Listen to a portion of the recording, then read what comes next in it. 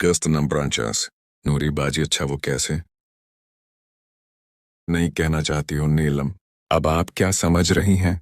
ये तो मुझे नहीं पता, लेकिन इस वक्त आपको एक बॉय फ्रेंड की सख्त जरूरत है नूरी। बाजी ये कैसी बात कर रही हो? तुम इस टाइप की लड़की नहीं हूं। अब मैंने यहाँ अपना खेल शुरू कर दिया था। मुझे लग रहा था कि नूरी को जो भूत सवार है उसको भड़काना होगा ताकि नूरी खुद मजबूर हो जाए, लेकिन उनको इस सब के लिए अपनी तरफ भी मोड़ना था ताकि वो कोई बॉय फ्रेंड न बनाए बल्कि मुझसे करें। इसलिए मैंने बात को आगे बढ़ाया। नीलम, तो मैंने कब कहा कि आप इस टाइप की लड़की हो? मैं तो बस ये कह रही थी कि जब तक शादी नहीं हो जाती तब तक एक बॉय फ्रेंड बना लो और मौज करो। आपकी जरूरत भी पूरी हो जाएगी और आपको तड़पना भी नहीं पड़ेगा। नूरी बाजी, लेकिन मैं ये सब कैसे कर सकती हूँ? नहीं, मुझे से ये नहीं होगा नीलम। ठीक है, जैसी तुम्हारी मर्जी। वैसे एक रास्ता और है, लेकिन पता नहीं आप कर पाएंगी या नहीं, और हो सकता है कि वो बात सुनने के बाद आप मुझसे दोस्ती भी तोड़ दो। नूरी बाजी, ऐसी कौन सी बात है जो तुम ऐसी बात कर रही हो नीलम? बात ये है कि अच्छा अभी रखती हूँ, भाई बुला रहा है, बाद में बात करती हूँ। नूरी बाजी कहाँ चली? स्नोटो, मैंने नूरी का मैसेज देखा लेकिन रिप्लाई नहीं किया। मैं नूरी बाजी को सस्पेंस में रखना चाहता था, इसलिए मैंने मोबाइल साइड में रखा और बेड पर लेट गया। बेड पर लेटकर मैं सोचने लगा कि महनूर बाजी को कैसे मनाऊं। उन्होंने अबू से कोई बात नहीं बताई थी, उस लिए मुझे ये लग रहा था कि अगर मैं थोड़ी शरारत और भी उनके साथ कर दूंगा तो वो शायद अबू को न बताएं। तो मैंने एक बोल्ड स्टेप लिया और एक फोटो बाजी को भेज दिया। अब इस फोटो का क्या रिएक्शन होता है, और अगर इस फोटो का कोई रिएक्शन होता है तो इस रिएक्शन के लिए भी मैंने अपने आप को तैयार कर लिया था। वो फोटो भेजने के बाद मैं गहरी नींद में सो गया। मैं सुबह उठकर अपना होमवर्क किया और उस इंतजार में कमरे से बाहर नहीं निकला कि शायद बाजी ऊपर आए, क्योंकि मैंने आज प्लान बनाया था कि बाजी को आज अपना दिखाऊंगा। हो सकता है कि मेरा देखने के बाद बाजी पिघल जाए, इसलिए मैं दरवाजा खोलकर महनूर बाजी का इंतजार करने लगा थी। तभी मुझे किसी के कदमों की आहट सुनाई पड़ी। मैंने झांक कर देखा तो महनूर बाजी ही थी। जब बाजी दरवाजे के सामने आई, बाजी की निगाह जैसे ही पड़ी तो वो एक दम रख गई और आंखें फाड़ फाड़ कर देखने लगी। मैंने कनखियों से बाजी को देखा तो वो एकटक घूरे जा रही थी। मैंने अपने प्लान को आगे बढ़ाते हुए एकदम खुलकर कहना शुरू कर दिया। मैं तो क्यों बात बात पर अपना सिर उठाकर खड़ा हो चाहता है? तुझे कितनी बार कहा है कि इतना अतावलापन अच्छा नहीं है। मैं जानता हूँ कि तुझे इस वक्त बहुत जरूरत है, लेकिन मैं भी क्या करूँ? तेरी महबूबा तुझे धोखा देकर चली गई। उसको तुझ पर बिल्कुल भी तरस नहीं आया। मैंने एक लड़की को पटाने की कोशिश भी की है तो वो शादी शख्स है और थोड़ा सा सानूली, लेकिन मुझको बहुत ही खूबसूरत लगती है। इतना कहने के बाद मैंने बाजी की तरफ देखा तो वो मुझे ही घूर रही थी। मैंने बात को आगे बढ़ाते हुए कहा, मैं वो इतनी खूबसूरत है कि इसके लिए तीसरा वर्ल्ड वार हो जाए क्या? बताऊं तुझे कि वो क्या लगती है? उसके बाल, उसके होंठ, उसकी आंखें और उसके काल की तारीफ के लिए मेरे पास लफ्ज कम पड़ गए हैं। मैंने बाजी की तरफ कंखियों से देखा तो उनकी सांसें भारी हो गई थीं। इनका चेहरा लाल हो गया था। अपने भाई के मना से अपनी इतनी खुली तारीफ सुनकर भी बाजी वहीं खड़ी एकटक देखे जा रही थी। मैंने बात को जारी रखा, मैं ऐसा भी हो सकता है छोटे भाई की वो शादीशुदा है और उसका शौहर शायद उसे प्यार भी नहीं करता, और मुझे तो लगता है कि वो उसे ठीक से खुश नहीं कर पाता। तभी तो उसकी जवानी एकदम अफान पर है। हो सकता है कि वो चाहती हो, लेकिन अपने शौहर और लोगों का डर भी लग रहा हो कि अगर किसी को पता चल गया तो वो किसी को मुन्ना दिखाने के लायक नहीं रहेगी। उसकी बात भी सही है, लेकिन उसको ये नहीं पता है कि फल एक बार तुझसे मिलने के बाद शौहर को भूल ही जाएगी और तुझसे हमेशा तैयार रहेगी और अगर तो उसको खुश रखेगा तो मैं इतना ख्याल तो रखूंगा ही कि उस बात का किसी को पता ही न चले। मेरी बातें सुनकर बाजी से अब बर्दाश्त नहीं हो रहा था तो वो चुपचाप जाने के लिए मुड़ गई, लेकिन मैंने ऐसी बात की कि उनके पांव वहीं रख गए और वो फिर से पलटकर मुझको घूरने लगी। मैं भी बेवकूफ हूं जो इतनी देर से तुझे वो बात बता रहा हूं जिसका अब कोई मतलब नहीं है। एक हफ्ते पहले मैंने उसे प्रपोज किया था, लेकिन उसने मुझे थप्पड़ मार दिया। मैं भी चाहता तो उसे थप्पड़ मार सकता था, लेकिन मैं उसे थप्पड़ कैसे मार सकता था, क्योंकि वो तुझ से ही करने वाली थी। और अगर तुझे पता चलता कि मैंने तेरी महबूबा को थप्पड़ मारा है तो मुझसे नाराज हो जाता। आज एक हफ्ते से ज्यादा हो गए हैं, लेकिन उसने अब तक पलट के बात नहीं कि कल एक मैसेज भेजा, इसका भी जवाब नहीं दिया। अब मैं उसको कोई मैसेज नहीं करूंगा।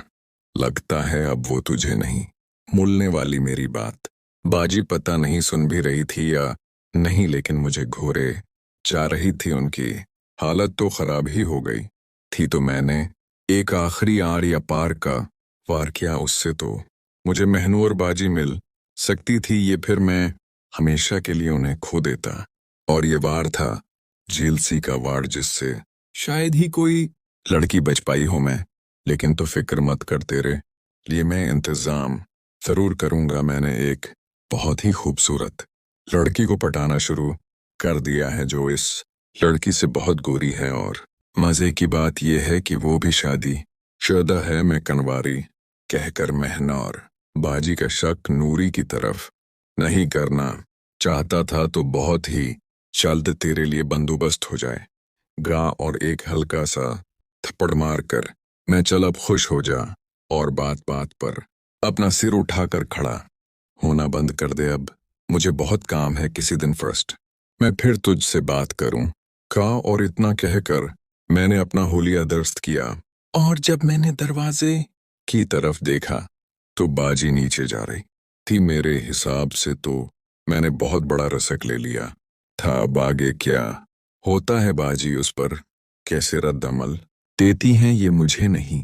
पता था। अब ये तो मुझे महनूर बाजी मिलेगी, ये फिर हन से मेरे सारे रिश्ते खत्म हो जाएं कि। लेकिन अब जो कर दिया था वो कर दिया था। मैंने उस बारे में ना सोचना ही बेहतर समझा और उठकर फ्रेश होने चला गया। मैं नहा कर नीचे आया, अपना नाश्ता किया और बाहर जाने ही वाला था कि नूरी बाजी ने मुझे आवाज दी। नूरी बाजी, बाकी सुन, तो कुछ काम था तुझसे। मैं हाँ बाजी, कहिए क्या बात है नूरी बाजी। वो मुझे कुछ कपड़े खरीदने थे, तो क्या तो मुझे बाजार ले जा सकता है मैं। लेकिन बाजी मैं तो अपने काम से जा रहा हूँ, मुझे वहां आधा से 1 घंटा लग सकता है। नूरी बाजी कोई बात नहीं, तो अपना काम समेट लेना, उसके बाद मुझे बाजार ले चलना मैं। लेकिन आप वहां 1 घंटे करें ही क्या, बोर हो जाएंगी आप। महनूर बाजी में तो बाजी के साथ जाना चाहती थी, लेकिन इनकी तबीयत ठीक नहीं है, तो इसलिए तुझसे कह रही हूं। महनूर बाजी की बात सुनकर मैं समझ गया कि उनकी तबीयत को क्या हुआ है। असल में वो मेरी बात सुनकर कुछ सोच मैं डूबी हो गई, जिसके लिए इन्हें वक्त चाहिए था। उसलिए उन्होंने नूरी से तबीयत खराब होने का बहाना बनाकर घर में ही रख गई थी। मैं आप ऐसा करो कि नाजी के साथ चली चाहिए नौरी बाजी, तो मुझे ले चलेगा या नहीं ये बता, बहाना मत बना। मैं घर में 4 व्हीलर है, 2 व्हीलर है। अगर आज आपने गाड़ी सीखी होती तो आज आपको किसी से कहने की जरूरत नहीं पड़ती। नौरी बाजी तो सिखा देना मुझे, मेरा भी बहुत मन है गाड़ी चलाने का। मैं अच्छा सिखा दूंगा, लेकिन अभी आप चलिए, देर हो रही है। उस के बाद में और बाजी घर से बाहर आ गए और बाइक पर बैठ कर घर से निकल गए। मैं नूरी बाजी को बाइक पर बैठा कर चल दिया।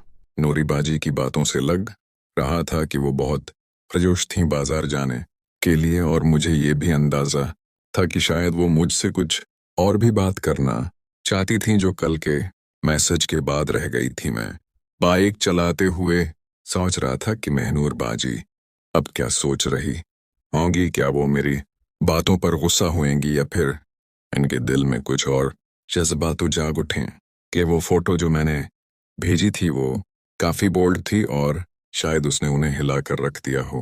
बाजार पहुंचकर मैंने अपना काम जल्दी से निपटाया ताकि नूरी बाजी को ज्यादा इंतजार न करना पड़े। वहां से निकलकर हम दोनों बाजार की तरफ चले जहां नूरी बाजी ने मुख्तलिफ दुकानों पर कपड़े देखे और मुझसे राय ला कि ये कैसा है वो कैसा है। मुझे लग रहा था कि वो मुझे करीब लाने की कोशिश कर रही थी और शायद कल की बात को आगे बढ़ाना चाहती थी। एक दुकान पर जब वो कपड़ा ट्राई कर रही थी तो मैं बाहर खड़ा सोच रहा था कि ये सब कैसे शुरू हुआ था। पहले महनूर बाजी के साथ वो शरारतें, फिर नूरी बाजी का ये भूत और अब ये सारा ड्रामा घर में चल रहा है। क्या ये सब ठीक है या फिर कोई बड़ी मुसीबत खड़ी हो जाएगी? लेकिन दिल कह रहा था कि जो हो रहा है ठीक हो रहा है, सबकी जरूरतें पूरी हो रही है। नूरी बाजी बाहर आए तो उनका चेहरा खुशी से चमक रहा था और उन्होंने मुझे कहा कि चलो अब घर चलें। लेकिन रास्ते में वो बहुत करीब बैठे और बातों बातों में हाथ रखने लगे, जो मुझे अजीब भी लग रहा था और अच्छा भी। घर पहुंचकर जब मैंने बाइक पार्क की तो महनूर बाजी बिल्कोनी से देख रही थीं और इनकी निगाहें मुझ पर टुकी हुई थीं। शायद वो इंतजार कर रही थीं कि क्या हुआ है। अब मैं सोच रहा था कि आज रात क्या होगा, क्या वो मुझसे बात करेंगी या फिर खामोश रहेंगी। ये सब सोचते सोचते मैं कमरे में चला गया और इंतजार करने लगा कि शायद कोई मैसेज आए या कोई आवाज आए। रात को जब सब सो गए तो मुझे लगा कि अब कुछ हो सकता है और फिर दरवाजे पर दस्तक हुई। मैंने खोला तो महनूर बाजी थीं। उनकी आंखों में गुस्सा था और प्यार भी। वो अंदर आए और कहने लगे कि तुमने ये किया क्या है? वो फोटो और वो बातें, क्या मतलब था तुम्हारा? मैंने कहा बाजी ये सब आपकी खुशी के लिए है, आपको भी जरूरत है और मुझे भी, हम एक दूसरे का ख्याल रख सकते हैं। वो खामोश हो गईं और फिर आहिस्ता से मुस्कुराएं। शायद वो मान गई थीं और यूं हमारी कहानी एक नई समत में चल पड़ी जहां राज और जज्बात मिलकर एक नया बाब लिख रहे थे। ये सब देखकर मुझे लगा कि जिंदगी में कभी कभी रसक लेना पड़ता है ताकि खुशियां फुल सकें। और अब नूरी बाजी का भी मामला हल होने वाला था क्योंकि वो भी तैयार थी और मुझे पता था कि वो क्या चाहती हैं। इस तरह घर में ये सारा ड्रामा चलता रहा और हर कोई अपनी अपनी खुशियों में मगन था। दोस्तों, ये कहानी मजीद दिलचस्प होती जा रही है और अगली किस्त में देखेंगे कि क्या होता है जब सब राज खुलने लगते हैं और क्या ये रिश्ते टूटते हैं या फिर मजीद मजबूत होते हैं। ये सब कुछ आपको अगली किस्त में मिलेगा, तो इंतज़ार करें और हमसे राब्ता करें। मजीद कहानियों के लिए हमारे पास बहुत सी दिलचस्प स्टोरीज हैं जो आपको पसंद आए कि और अच्छे रेट में दस्तयाब हैं, तो अभी व्हाट्सएप करें और अपनी पसंद की कहानी हासिल करें। ये सब कुछ सोचते हुए मुझे लगा कि शायद ये कहानी एक सबक भी है कि जिंदगी में ज़रूरतें सबकी होती हैं और इनको पूरा करना ज़रूरी है, लेकिन एहतियात के साथ ताकि कोई नुकसान ना हो और रिश्ते बरकरार रहें।